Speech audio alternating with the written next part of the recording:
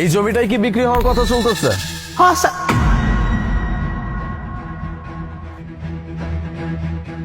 তুমি এখানে? জি স্যার, এই জায়গায় বিক্রি হইব। আপনি খারান, আমি জায়গার কাগজটা নিয়ে আইতেছি। তুমি তুমি তুমি এখানে কি করতেছো? দেখো আলিফ, আজকে আমি আসছি তোমাকে একটা ইম্পর্টেন্ট কথা জানানোর জন্য। আর আমি এত টাইম নিব না, সেটা হচ্ছে তোমার সাথে আমার রিলেশন রাখা সম্ভব না। মানে আমি আজকে তোমার সাথে ব্রেকআপ করতে চাই। হোয়াট? মোনা, তুমি সব কি বলছো? আমাদের 2 বছরের সম্পর্ক, আমি তোমাকে অনেক ভালোবাসি মোনা, তুমি কেন এমন কথা বলছো? আবার জিজ্ঞেস করতেছো কেন? গত 2 বছর যাবত তুমি আমাকে একটা কথাই বলে আসছো, মনে এই তুমি চাকরি জোগাড় করছি, এই তুমি চাকরি জোগাড় করছি, বাট কিছুই না। You are good for nothing. আর এরকম একটা ছেলের সাথে আমি রিলেশন করতে পারবো না। হ্যাঁ, আমার বাবা অলরেডি ছেলে দেখেছে, আর ছেলে অনেক টাকার মালিক, ঠিক আছে, কোটি কোটি টাকার মালিক। ওই ছেলেকে আমি বিয়ে করবো। তোমার সাথে বিয়ে করে আমার হবেই বা কি? শুধু শুধু আমি টাইম নষ্ট করতে চাই না। না আমি আমার সময় নষ্ট করতে চাই, না তোমার সময় আমি নষ্ট করতে চাই। তার থেকে বরং আমরা আজকে সেপারেট হয়ে যাই। তোমার সাথে আজকের পর থেকে আমার কোনো রিলেশন নেই। মোনা দেখো, প্লিজ এরকম কথা বলো না। আমি তো চেষ্টা করছি, নাকি আমি পারতেছি না? এটা তো আমার ফল্ট না। আমি তো একের পর এক চেষ্টা করে যাচ্ছি। আর আমাদের কত দিনের সম্পর্ক, তুমি হঠাৎ করে এসে আমাকে বলছো যে তুমি আমার সাথে থাকবা না, তুমি অন্য কাউকে বিয়ে করবা। মোনা প্লিজ এরকম করো না, আমি তোমাকে অনেক ভালোবাসি। আমি তোমাকে ছাড়া বাঁচবো না মোনা। Go to hell. হ্যাঁ, তুমি বাঁচবা না মরবা সেটা আমার দেখার বিষয় না। হ্যাঁ, আমার লাইফ সবার আগে, সব ভালোবাসা দিয়ে লাইফ চলে না, ঠিক আছে? আমি এখন বিয়ে করব, আমার হাজবেন্ডের টাকা পয়সা থাকবে, আমি ঘুরবো ফিরবো, দ্যাট ইজ মাই লাইফ, ওকে? আর তোমার সাথে থাকলে এই লাইফ টাইম পাবো না। সো কথা না আবার এখান থেকে চলে যাও। যাও, মোনা প্লিজ আমাকে 2টা মাস সময় দাও। জাস্ট যাও, যাও, যাও। মোনা, তোমার একই অবস্থা। তুমি না একটা বড়লোক ঘরের ছেলেকে বিয়ে করছো, তাহলে তুমি এইখানে এই অবস্থায়? আমি তো কিচ্ছু বুঝতে পারছি না। আমার যে অবস্থা তুমি এখন দেখতেছো, আসলে আমি এটারই প্রাপ্য। কথা আছে না আলিফ, যে কেউ যদি কাউরে কষ্ট দেয় সে কোনোদিন ভালো থাকতে পারে না। আর আমি তো একটা মানুষের মন ভাঙছি, তাইলে আমার এই অবস্থা তো কার হইব ক? একটা মানুষ ভিখারির মতো আমার সামনে ভিক্ষা চাইছে একটু ভালোবাসার জন্য, কিন্তু আমি মানুষের ভালোবাসার কদরই করতে জানি নাই। আমার আমার ভিতর তো লোভ ছিল, টাকা পয়সার লোভ ছিল। আমি চাইছিলাম আমি এমন করে বিয়ে করব যার টাকা থাকবো, লাখ লাখ কোটি কোটি টাকা থাকবো, বাড়ি থাকবো, গাড়ি থাকবো। আর আমার তো স্বপ্ন ছিল আমি বিয়ের পরে এটা করুম, সেটা করুম, দেশের বাইরে যাবো, কত কিছু করুম। অথচ এত কিছু লোভের মধ্যে আমি তোমার ভালোবাসাটাই কোনোদিন বুঝি নাই। তুমি যে আমার মন দিয়ে ভালোবাসতা, আমি এটার মূল্য তোমার দিতে পারি নাই। যেদিন তোমার সাথে আমার শেষ দেখা, তুমি তুমি কত কইরা আমারে বুঝাইছিলা যে মনে আমার তুমি একটাবার সুযোগ দাও, একটাবার সুযোগ দাও, আমি আমি কিছু করবো তোমার জন্য, হলো কিছু করবো। কিন্তু ওই যে আমার মধ্যে অনেক অহংকার ছিল যে আমার তো টাকা পয়সা লাগবে, আমার টাকা পয়সা একটা বলে দেখছে এটা বিয়ে করতে হইব। আর আমি আমি তোমার ভালোবাসার লাত্তি মেরা কি করলাম, আমার বাপের পছন্দ করা ছেলেরে বিয়ে করলাম। ভালো ছিলাম, প্রথম প্রথম কয়দিন ভালোই আছিলাম। নতুন জামাই, নতুন বাড়ি, গাড়ি, দেশের বাইরে ট্যুর, সবকিছু মিলে ভালোই আছিলাম। কিন্তু কয়দিন পরে আমি আমার জামাইয়ের আসল চেহারা দেখলাম। ওই যে একটা কথা আছে না লিপ, ধন থাকলেই মন থাকে না। আমার জামাইয়ের ব্যাপারটা ওরমই ছিল। আমার জামাই টাকা পয়সা ছিল, কিন্তু আমার লাগে আর মনও ছিল না, জানো? আমি মানুষটার লাগে কথা কওয়ার জন্য অনেক অনেক পাগলামি করতাম, কিন্তু মানুষটা আমি পাইতামই না। হ্যাঁ, আমার কি করতো, বান্ডিলে বান্ডিলে টাকা দিয়ে চলে যেত, মাসের পর মাস দেশের বাইরে থাকতো, আর আমি একা একা বাড়িতে থাকতাম।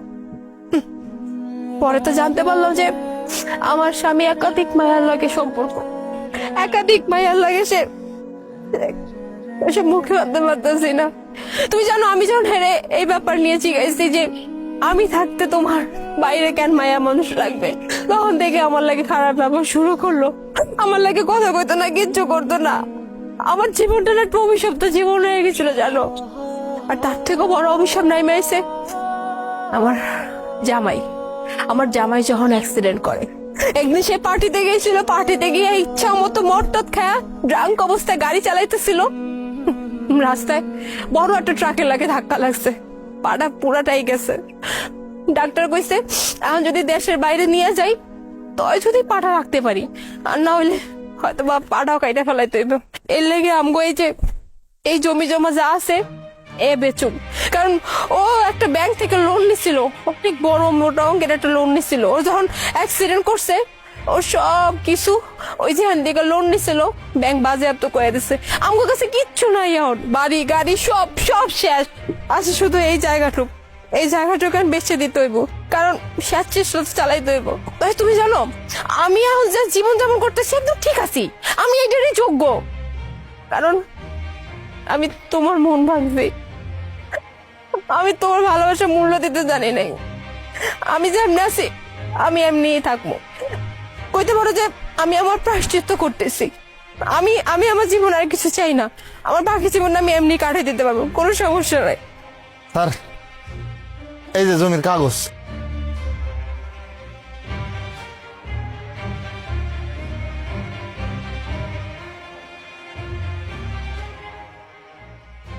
এই না, এটা হচ্ছে অ্যাডভান্স। বাকি টাকা যখন আমাকে জমি হস্তান্তর করবেন তখন আমি আপনাদেরকে দিয়ে দিব। আর হ্যাঁ, আপনারা ভাববেন না যে আমি আপনাদেরকে এইখান থেকে উচ্ছেদ করতেছি, আমি এরকম কিচ্ছু করব না। অ্যাকচুয়ালি এই জমিটা নেয়ার কারণ হচ্ছে আমি এখানে একটা রেস্টুরেন্ট করার প্ল্যান করছিলাম। আমি রেস্টুরেন্ট করব, আর সেই রেস্টুরেন্টের সম্পূর্ণ দায়িত্ব আমি আপনাদের উপর ন্যস্ত করে দিব। আপনারা পুরো রেস্টুরেন্টটা চালাবেন, আর প্রতি মাসে রেস্টুরেন্ট থেকে যে প্রফিটটা হবে সেখান থেকে 20% আমি আপনাদেরকে দিয়ে দিব। আপনারা আমাকে প্রতি মাসে কিছু কিছু করে টাকা দিবেন, দিয়ে যে টাকাটা আমি আপনাদেরকে এখন দিচ্ছি এই জমির জন্য, এটা আমাকে ফেরত দিয়ে দিবেন। আমি আপনাদের জমি আপনাদেরকে ফেরত দিয়ে দিব। একদমই চিন্তা করবেন না যে আমি আপনাদের উপরে করুণা করছি। আমি ছোট্ট একটা হেল্প করার ট্রাই করছি মাত্র। আমি খুব ভালো করে জানি একটা মানুষের জীবনে যখন খারাপ সময় নেমে আসে তখন সেই মানুষটার পাশে কাউকে না কাউকে অবশ্যই দরকার পড়ে। আমার জীবনেও খারাপ সময় আসছিল, তো সেই সময় আমার অনেক কাছের মানুষ, আমার অনেক আপন মানুষ আমার হাত ছেড়ে দিয়ে চলে গেছিল।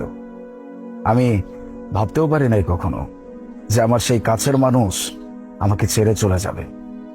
যাকে আমি এত ভালোবাসছি সেই মানুষটা আমার হাতটা ছেড়ে দিবে, কখনো কল্পনা করতে পারিনি। আমি একদম ভেঙে পড়ছিলাম, আমি ভেবে কুল পাচ্ছিলাম না যে আমি আসলে কি করব। ঠিক তখনই আমার জীবনে একটা ফেরেশতা নেমে আসে আল্লাহর তরফ থেকে। সে আমাকে হেল্প করে, আমার পাশে দাঁড়ায়। আজকে আমার কাছে সবকিছু আছে, বাড়ি গাড়ি টাকা পয়সা, কোনো কিছুর অভাব নাই। এই জন্যই বলে একটা মানুষের উন্নতির পিছনে অবশ্যই কোনো না কোনো মানুষের হাত থাকে, আর একটা মানুষের ধ্বংসের পিছনেও অবশ্যই কোনো না কোনো মানুষের হাত থাকে। একটা মানুষ শুধুমাত্র বললেই হয়ে যায় না যে আমি আপনাকে ভালোবাসি। ভালোবাসি বললেই কি ভালোবাসা হয়ে যায়? ভালোবাসার বহিঃপ্রকাশ থাকতে হয়। যাই হোক, আমি আপনাকে ছোট্ট একটা হেল্প করার ট্রাই করছি, একদমই না করবেন না। আর হ্যাঁ, আপনার ভেতরে যে বাজে স্বভাবগুলো ছিল বা বাজে নেশাগুলো ছিল এগুলোকে ছেড়ে দেন। যেগুলো ছেড়ে দিলে আপনার জীবনে ভালো হবে সেটা ছাড়তে ক্ষতি কোথায়? ছেড়ে দেন, দেখবেন সবকিছু ঠিক হয়ে গেছে। যাই হোক, অনেকগুলো কথা বলে ফেলছি, আজকে আমি আসি, ভালো থাকবেন। ধন্যবাদ স্যার।